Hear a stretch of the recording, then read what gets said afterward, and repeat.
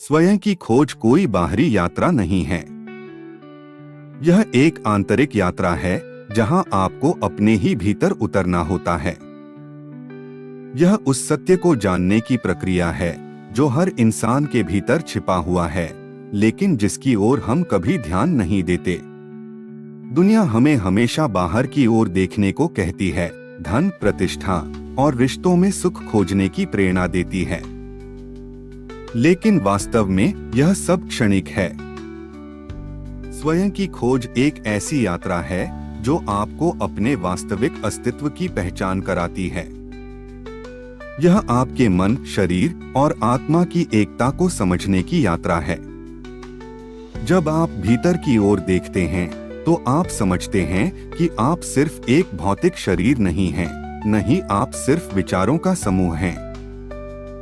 आप उससे कहीं अधिक गहरे हैं, एक शुद्ध चेतना जो समय और स्थान से परे है। यह यात्रा आसान नहीं है क्योंकि इसमें आपको अपनी मान्यताओं और विचारों को छोड़ना होता है। यह डरावनी भी हो सकती है क्योंकि यह आपको अज्ञात की ओर ले जाती है। लेकिन इसी अज्ञात में ही वास्तविक स्वतंत्रता है।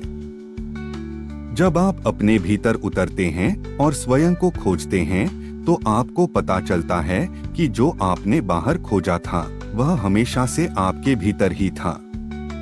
स्वयं की खोज का मतलब है अपनी चेतना को पहचानना, अपने अस्तित्व के उस मौलिक तत्व को जानना जो शाश्वत है।